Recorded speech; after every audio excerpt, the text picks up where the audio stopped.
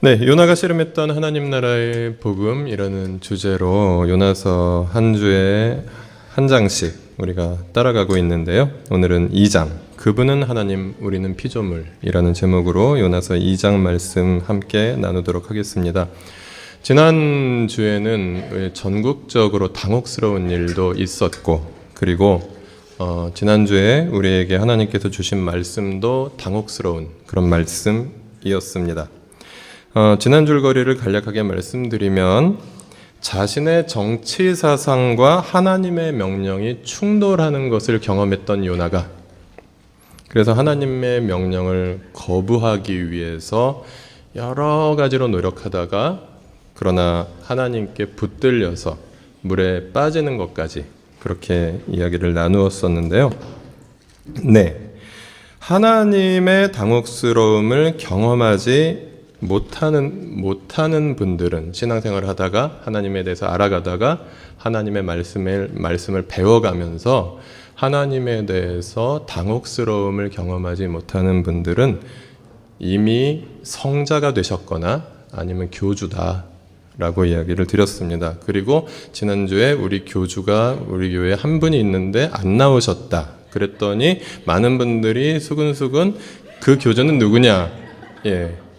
근데 오늘은 나오셨는데요. 누구라고 밝히진 않겠지만 이제 그분은 그런 의미에서 교주가 아니라 이제 팬들이 많고 그 팬들이 열정적으로 그분을 좋아해서 그냥 우리가 교주라고 부르고 있고요. 여기서 말하는 제가 말씀드리고자 하는 교주는 자기 마음대로 하나님을 만들어서 자기 마음대로 믿고 다른 사람에게도 전하고 따르라고 강요하는 그런 사람이다라는 것이죠. 그래서 여러분 교회를 선택하실 때 그 교회에 가면 마음이 편안해지는 거, 이건 중요합니다. 하지만 그 교회에서 마음이 말씀을 들으면서 불편해진 적이 한 번도 없다면 문제가 있는 교회일 가능성도 분명히 있다라는 사실입니다. 왜냐하면 우리는 죄인이기 때문에 우리의 죄를 지적받을 때 마음이 편안하면 조금 이상한 것입니다. 그래서 우리는 이 하나님의 당혹스러움을 경험해 가면서 그래서 하나님께서 요구하시는 수준까지 성장해 가는 것, 이것이 성화이고 영적인 성장이고 그리고 우리가 변화되어 가는 것이고 하나님 닮아가는 것이다라고 지난주에 그렇게 말씀을 드렸습니다. 그런데 우리가 하나님 나라의 복음을 제대로 들으면 들을수록 당혹스러울 수밖에 없는 것은 우리 민족의 정서에 그 기저에 깔려있는 권위주의와 샤머니즘적 기복주의에 우리 교회는 그 배경으로 오염되어 있기 때문이다 라는 말씀까지 드렸는데요. 그렇다고 제가 서양 서구 유럽이나 미국의 어떤 문화, 소위 기독교 문화라는 그 문화가 훌륭한 것이고 한국의 전통문화 이런 것들은 나쁜 것이다라고 말씀을 드리려고 하는 것은 절대로 아닙니다. 유교 사상 긍정적인 요소가 분명히 있습니다. 충과 효를 강조하고 공동체를 중시합니다. 그러나 그 한계는 분명하게 있습니다. 왜냐하면 유교 사상에 입각해서 볼 때에 정의보다 질서를 강조합니다. 그래서 세상의 변혁으로 나아가지 못하는 한계를 가지고 있습니다. 그러나 구약 성경이 우리에게 보여주는 하나님은 이스라엘 백성들은 누구였느냐? 이집트의 노예들이 탈출해서 가나안이라는 체제를 전복했던 그런 새로운 구원의 공동체, 해방의 공동체, 희망의 공동체를 만든 사람들이었다라고 고백하고 있는 그 신앙을 계승한 사람들이다라는 것이죠. 그래서 질서보다 정의를 중요시할 수밖에 없다라는 사실입니다. 약자의 편을 들고 약자의 눈물을 닦아주고 그리고 약자들이 눈물을 흘리지 않아도 되는 세상, 그런 세상을 만드는 것이 성경이 보여주는 그런 하나님 나라 정신의 꿈인 것이죠. 샤머니즘에도 긍정적인 요소가 있습니다, 여러분. 어제 저 산 뒤쪽에 금정굴 그에서 한국전쟁 민간인 희생자 위령제가 있었는데요. 신부님도 위령 기도를 하시고 또 스님도 이렇게 예불을 드리시고 그랬는데 마지막 순서가 어느 무당 아주머니가 나오셔서 살풀이를 하셨는데 그 눈빛의 카리스마가 엄청났습니다. 근데 이게 춤 이렇게 추시는 건 굉장히 괜찮았어요. 아름답고 이제 그런 부분이 있었습니다. 무슨 말씀을 드리려고 하냐면 우리 민족의 어떤 샤머니즘 속에서 무당이라는 존재는 슬픔을 당한 사람들이나 불안의 고통을 당하고 있는 사람들을 치유하고 위로하는 그런 긍정적인 요소가 분명히 있었다라는 것입니다. 그런데 샤머니즘에서도 역시 개인의 위로와 치유, 오늘 한글날이니까 제가 사자성어로 말씀드리면 토닥토닥, 이 정도의 한계에 머물러 있기 때문에 샤머니즘으로는 도대체 세상을 변혁시킬 수 없다라는 것이죠. 우리가 꿈꾸는 세상은 오지 않는다라는 것입니다. 그런데 이것도 역시 한국 기독교가 많이 모방하고 있는, 많이 영향을 받아서 그냥 개인이 위로하고 그냥 마음이 어려워 그러면 그 마음을 이렇게 달래주고 이런 종교, 아니면 유교적인 그런 어떤 권위주의에 오염되어서 그냥 하나님이 세우셨으면 우리는 따르자, 뭐 교회에서도 너 이렇게 어디까지 올라갔어, 뭐 이런 정서들, 이런 것들이 우리에게 만연되어 있기 때문에 올바른 복음, 그것을 뛰어넘는 복음, 그래서 큰 자가 작은 자를 섬기는 복음을 들으면 우리는 마음이 불편해야 합니다. 그래서 우리가 지속적으로 던져야 하는 질문 공식을 하나 드리면 여기에 그리스도인으로서 마땅히 맺어야 하는 열매를 적어 넣으시면 됩니다. 뭐뭐뭐 하지 않는 나는 참된 그리스도인인가?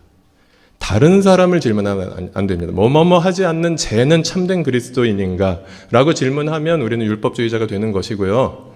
나 자신을 여기다가 넣어볼 필요가 있습니다. 예를 들어 볼까요? 너무 엄청난 걸 예를 들지 않기로 하고요. 우리 대부분이 하고 있는 설거지하지 않는 나는 참된 그리스도인인가? 우리 나들목 일산교회 남자들은 다 집에서 설거지 하잖아요. 근데 그 설거지를 하는 이유가 권력투쟁에서 아내에게 졌기 때문에 하는 것이 아니고, 아내가 무섭기 때문에 하는 것이 아니고, 우리가 그리스도인이기 때문에 아내를 사랑하기 때문에 하는 것이잖아요. 그렇습니다. 그리고 잘 못한다고 하지 말라고 할 때도 있어요. 그러려면 하지 마라. 그래도 우리는 합니다. 왜냐하면 그리스도인으로서 마땅한 것이기 때문에. 근데 만약에 우리가 설거지를 자기가 식당 가서 하라는 말씀 아니고요. 자기가 먹은 설거지를 자기 집에서 하지 않는 남자가 만약에 있다고 가정을 했을 때, 그분이 손과 발이 불편하거나 아니면 물이나 비누에 알러지가 있거나 아니면 그릇에 알러지가 있거나 아니면 세제에 알러지가 있거나 이런 분이 아닌데도 설거지를 만약에 하지 않을 때 그분이 그리스도인인가 스스로 점검해야죠. 우리가 쟤는 그리스도인인가 하면 안 된다고 말씀드렸습니다. 그렇게 질문을 해야 한다라는 것이죠. 예를 들어서 설거지를 충격이 적은 부분을 말씀드리기 위해서 들었지만 우리가 질문해야 하는 여러 가지 모습들이 있습니다. 그런데 마치 그것이 유교적 권위주의의 어떤 영향으로 인해서 그건 남자가 하는 것이 아니기 때문에, 그건 여자들이 하는 것이기 때문에 나는 안 한다라면 그것은 참된 복음을 받아들이는 그리스도인으로서 그 영역에 더 성장해야 된다는 부분이라는 말씀입니다. 이렇게 해서 우리를 당혹스럽게 하는 말씀 함께 나누고 있는데요. 요나서 1장 17절부터 2장 10절까지 오늘의 본문 같이 읽겠습니다. 주님께서는 큰 물고기 한 마리를 마련하여 두셨다가 요나를 삼키게 하셨다. 요나는 사흘 밤낮을 그 물고기 뱃속에서 지냈다. 요나가 물고기 뱃속에서 주 하나님께 기도드리며 아뢰었다. 내가 고통스러울 때 주님께 불러 아뢰었더니 주님께서 내게 응답하셨습니다. 내가 스월 한가운데서 살려달라고 외쳤더니 주님께서 나의 호소를 들어주셨습니다. 주님께서 나를 바다 한가운데 깊음 속으로 던지셨으므로 큰 물결이 나를 에워싸고 주님의 파도와 큰 물결이 내 위에 넘쳤습니다. 내가 주님께 아뢰기를 주님의 눈앞에서 쫓겨났어도 내가 반드시 주님 계신 성전을 다시 바라보겠습니다 하였습니다. 물이 나를 두르기를 영혼까지 하였으며 깊음이 나를 에워쌌고 바다풀이 내 머리를 휘감았습니다. 나는 땅속 맷뿌리까지 내려갔습니다. 땅이 빗장을 질러 나를 영영 가두어 놓으려 했습니다만 주 나의 하나님 주님께서 그 구덩이 속에서 내 생명을 건져주셨습니다. 내 목숨이 힘없이 꺼져갈 때에 내가 주님을 기억하였더니 나의 기도가 주님께 이르렀으며 주님 계신 성전에까지 이르렀습니다. 헛된 우상을 섬기는 자들은 주님께서 베풀어 주신 은혜를 저버립니다. 그러나 나는 감사의 노래를 부르며 주님께 희생 제물을 바치겠습니다. 서원한 것은 무엇이든지 지키겠습니다. 구원은 오직 주님에게서만 옵니다. 주님께서 그 물고기에게 명하시니 물고기가 요나를 뭇에다가 뱉어냈다. 네, 이 말씀을 읽으시면서 먼저 당혹스러우셔야 하는 것은 일단 요나가 하나님 죄송합니다. 저 좀 꺼내주세요. 이런 이야기를 전혀 하고 있지 않다라는 것입니다. 그리고 잘 언뜻 읽으면 잘 이게 무슨 내용의 기도인지 잘 모르고 그냥 이 상황이 지금 이 물고기 뱃속에서 하는 기도 맞나? 하는 질문이 좀 던져지는 그런 좀 당혹스러움이 있습니다. 근데 문제는 요나는 계속해서 하나님의 당혹스러움을 경험해 가고 있다는 것입니다. 1장에서 하나님에 대한 당혹스러움이 끝나면 좋겠는데 2장에까지 연결되고 있고 그 당혹스러움이 심화되고 있고 그리고 뭐 스포일러를 좀 먼저 알려드리면 3장, 4장까지 이 당혹스러움은 계속됩니다. 그래서 이번 한 달은 우리가 매우 당혹스러운 말씀을 계속 들을 텐데요. 이 당혹스러움이 심화되어 가는 것입니다. 먼저 하나님께서는 너는 가서 너의 적국인 니느웨 사람들에게 복음을 전하라고 말씀하셨습니다. 그래서 요나는 당혹스러웠습니다. 그래서 요나는 도망쳤습니다. 그런데 요나가 도망치는 곳까지 하나님께서는 따라가셨습니다. 하나님에게서 도망칠 수조차 없는 당혹스러움이 요나에겐 있었습니다. 나는 요나 너를 반드시 사용해야겠다.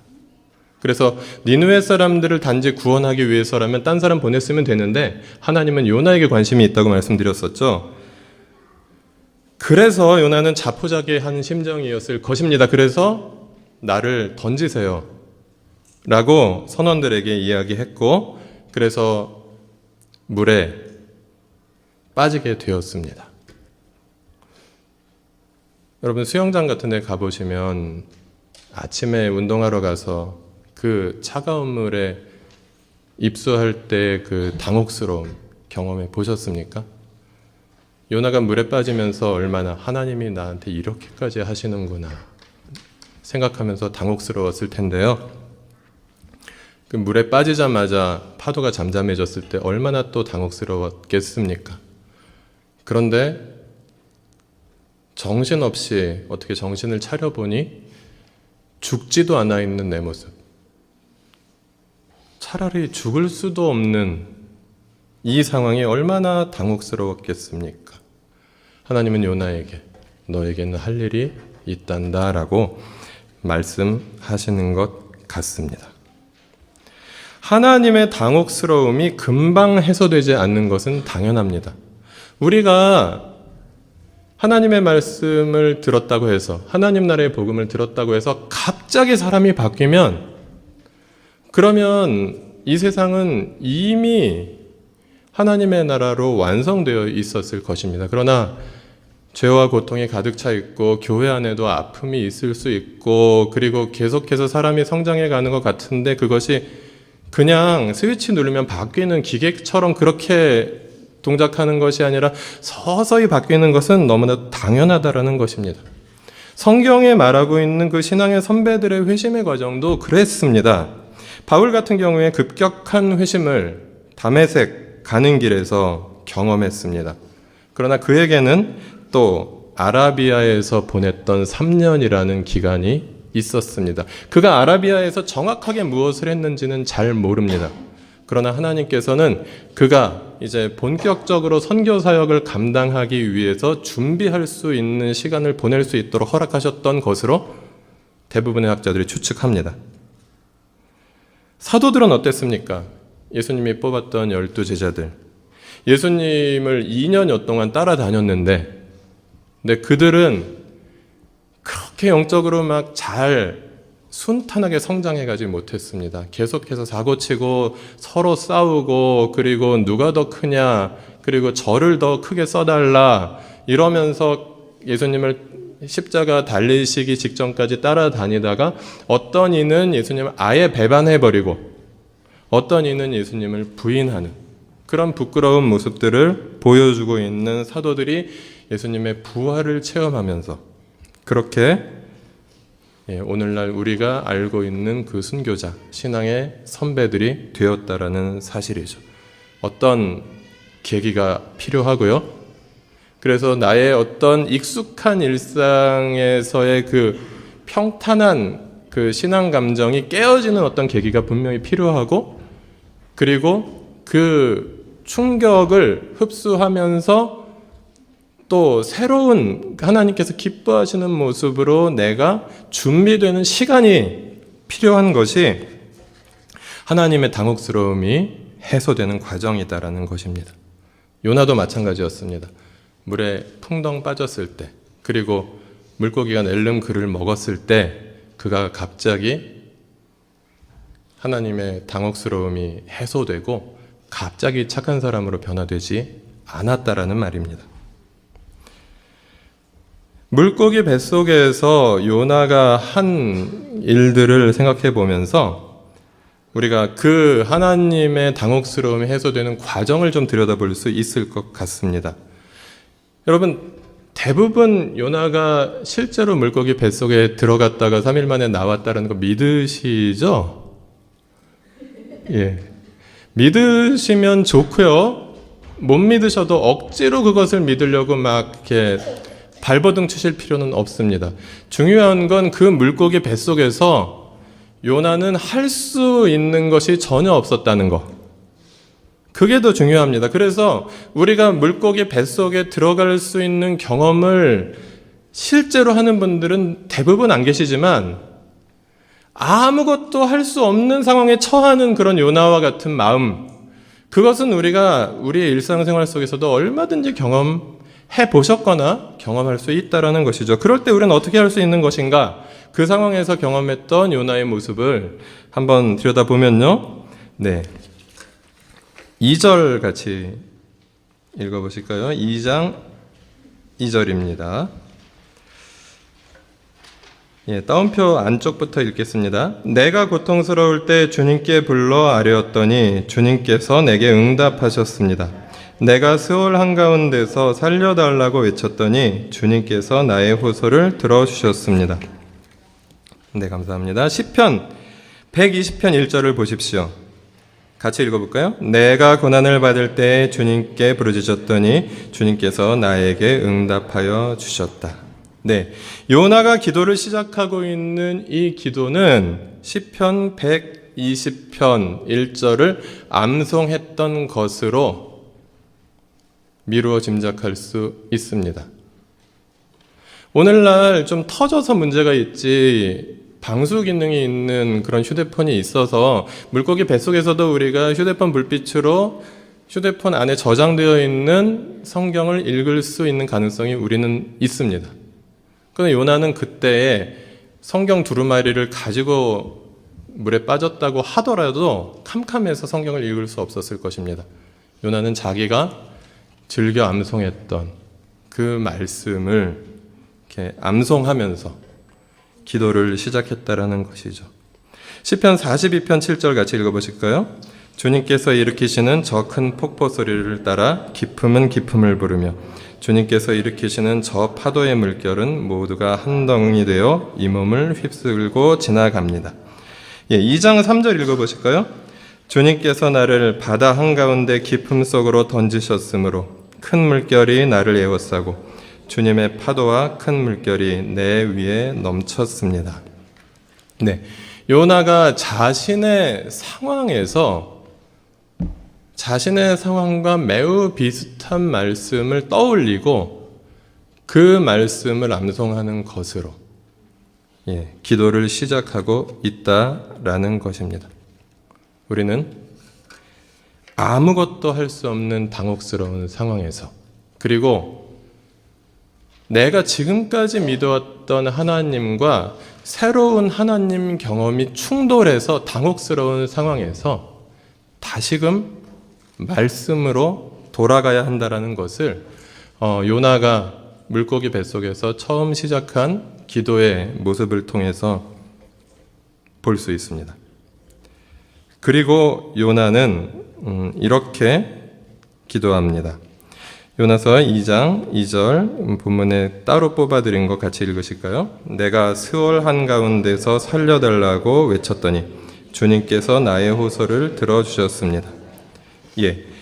시편 120편 1절을 인용한 것은 요나서 2장 2절의 앞부분이고요. 뒷부분에서는 요나가 자신의 처지에서 그것을 적용해서 다시 기도하고 있는 것을 발견할 수 있습니다. 요나는 아무것도 할 수 없지만 기도할 수 있었고 그 기도할 수 있는 기회를 지금 활용하고 있습니다. 그가 오늘 본문 말씀 전체에서 그가 정말 하나님을 거부하고 회개했다고 보여지는 단서는 거부했던 것을 회개했다고 보여지는 단서는 없습니다. 그리고 3장, 4장에 가서도 계속해서 하나님께 항의하는 것을 봐서는 그는 아직 충분히 회개하지 않았습니다. 그러나 중요한 것은 아직 하나님과 의견이 일치되지 않았다고 하더라도 이것이 정말 하나님의 뜻인 건 맞습니까? 그리고 이 상황이 정말 하나님께서 나에게 어떻게 말씀하시는지 말씀으로 돌아가는 것, 그리고 하나님의 도움을 솔직하게 구하는 것, 그것은 우리가 할 수 있다는 것이죠. 그렇게 하는 것이 하나님의 당혹감을 해소받을 수 있는 출발점이라는 것입니다. 그래서 하나님의 당혹스러움을 경험하는 것은 말씀과 기도로 우리를 초대하는 초대장이다 라고 우리는 볼 수 있습니다. 지금까지 우리가 말씀의 기초에서 신앙생활을 하고 있다고 생각하지만 그러나 그래도 부족할 수밖에 없는 것이 나의 환경이나 경험이나 지식 등의 한계 속에서 내가 말씀을 받아들였기 때문에 아직 부족한 것이 우린 모두에게 저를 포함해서 많습니다. 그런데 그 한계 속에서 형성된 하나님 인식의 한계를 인정하고 다시 처음부터 시작하는 것, 그것이 하나님의 말씀으로 돌아가는 것이고 그 하나님의 도우심을 신뢰하고 다시 하나님의 도우심을 간구하는 것, 그것이 기도로 들어가는 것이라는 말씀인 것입니다. 여기 예를 들어드린 그 말씀들을 참고하시면 되겠고요. 그래서 요나는 기도합니다. 요나의 기도의 내용들을 살펴보면 한마디로 말하면 이것입니다. 그래도 당신은 나의 하나님. 그래서 나는 당신의 피조물.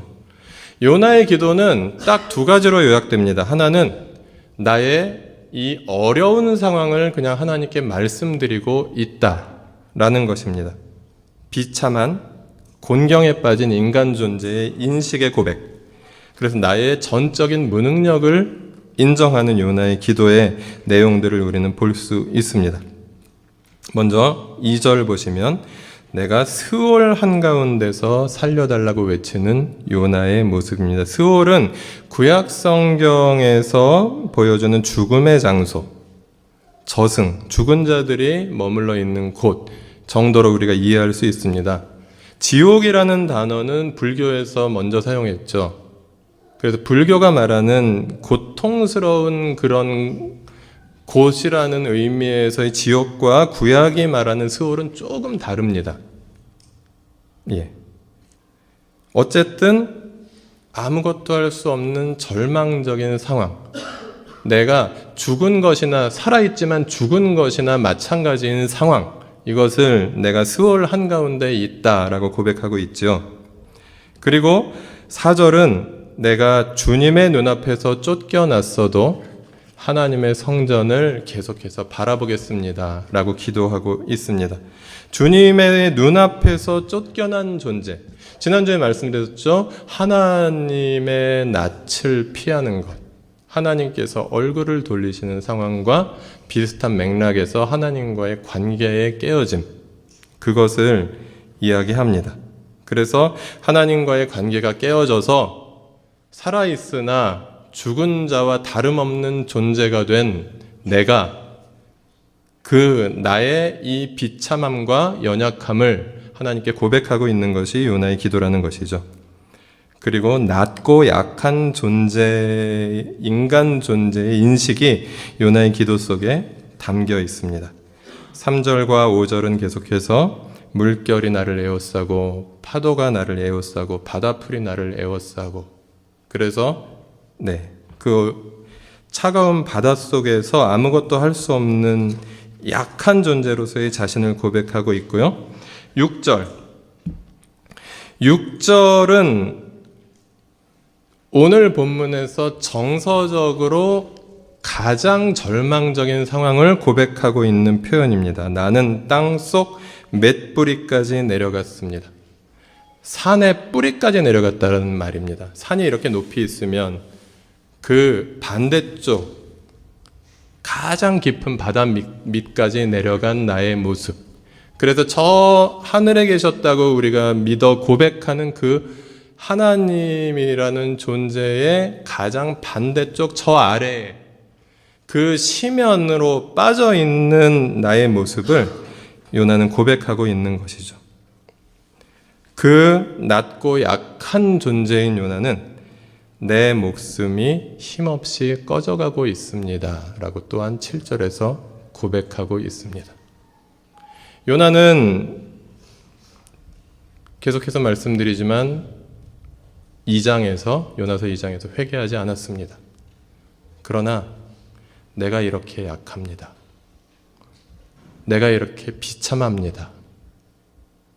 이렇게 하나님께 고백하고 있다라는 사실입니다.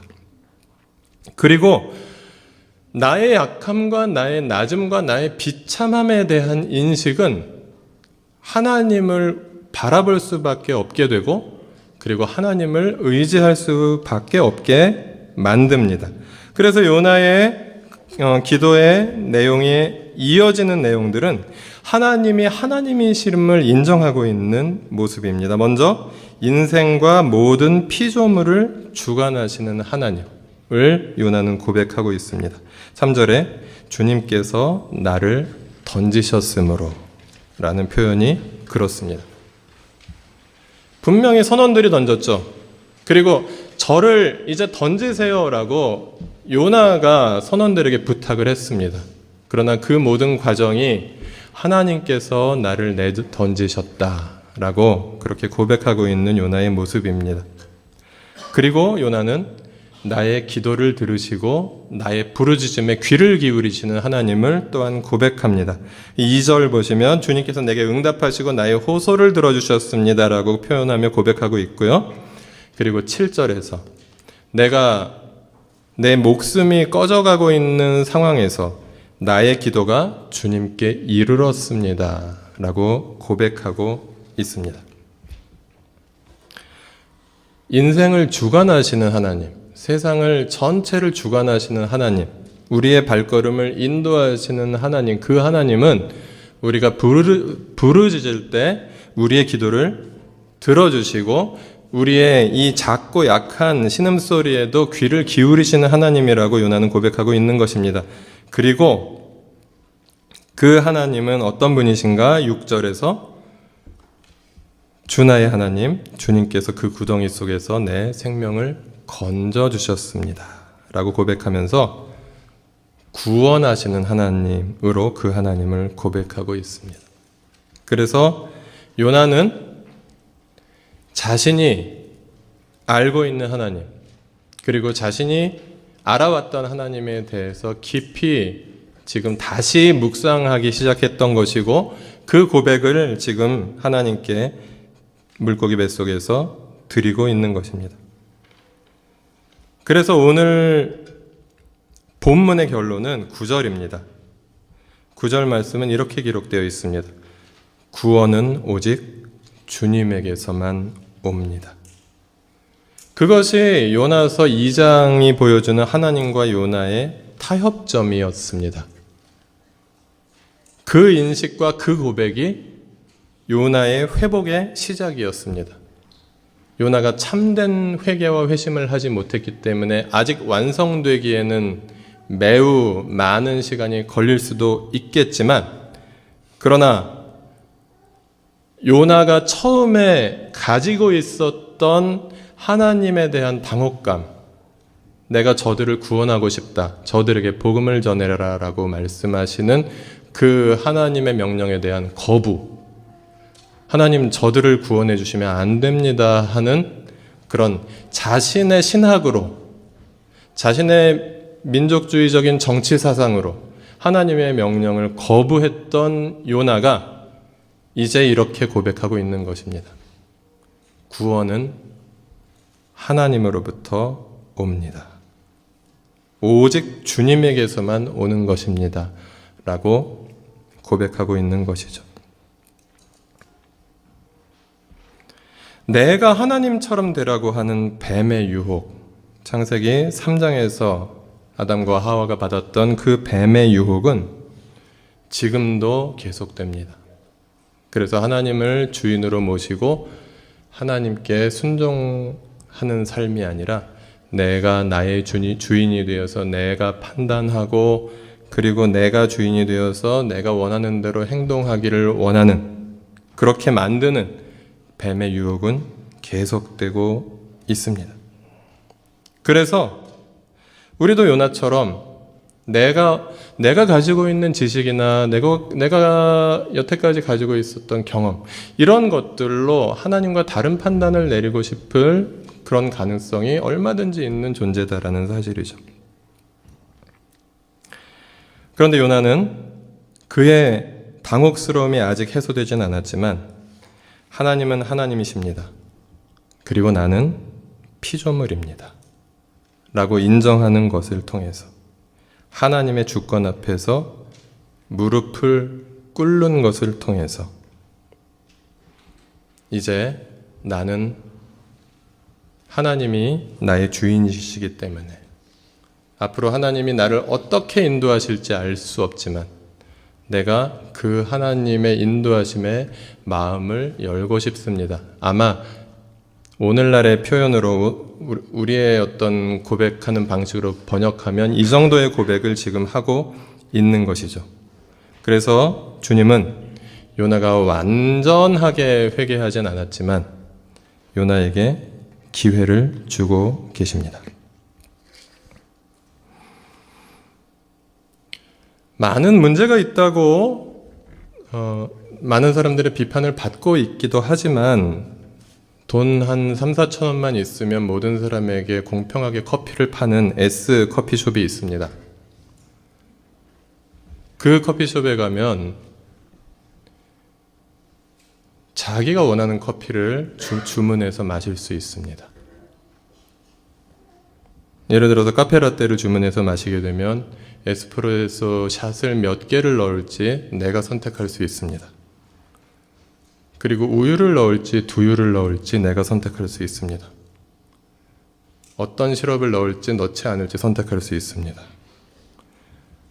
뜨겁게 마실지 그리고 아이스로 마실지 선택할 수 있고, 머그에 마실지 종이컵에 마실지 선택할 수 있습니다. 내 입맛에 맞는 카페라떼를 선택할 수 있습니다. 또 S 샌드위치 가게에 가면요, 거기는 더 당혹스럽습니다. 빵을 선택해야 하고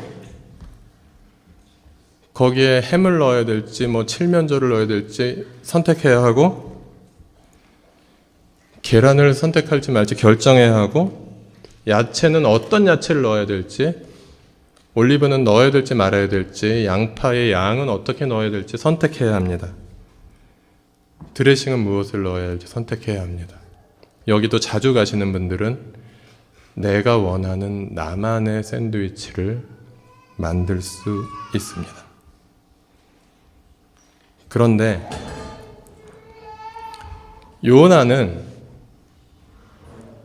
요나가 가졌던 당혹스러움은 하나님이 내 입맛에 맞는 분이셔야 한다라는 자신의 신앙에 있었다라는 것입니다. 그런데 하나님께서 그의 정치 사상에 배치되는 명령을 하시니까 하나님 나라의 복음이 그의 배타적인 민족주의와 다르다라는 것을 하나님께서 명령하시니까 요나는 당혹스러울 수밖에 없었습니다. 카페라떼는 내 입맛에 맞게 마셔도 됩니다. 그러나 하나님은 하나님이시고 나는 피조물입니다. 샌드위치는 내 입맛에 맞게 만들어 먹어도 됩니다. 그러나 하나님은 하나님이시며 나는 피조물입니다. 그렇다면 우리가 하나님의 카페라떼나 우리가 하나님의 샌드위치가 되어야지 하나님을 나의 카페라떼로 만들고 하나님을 나의 샌드위치로 만들어서 내 입맛에 맞게 믿고 내 입맛에 맞게 따르면서 이것이 맞다 라고 고집한다면 그것은 하나님 앞에서 너무나도 부끄러운 일이고 하나님을 슬프게 하는 일이며 그리고 그리스도인이 가야 할 올바른 길이 아니다라는 것이죠. 그래서 우리는 오늘 요나서 2장이 고백하는 그 고백처럼 아직 하나님에 대한 당혹스러움이 해소되진 않았을지언정 하나님을 만들어가는 사람에서 하나님이 만들어 가시는 사람으로 내가 서 있어야 할 자리로, 내가 무릎 꿇어야 할 자리로 돌아가자라는 말씀입니다.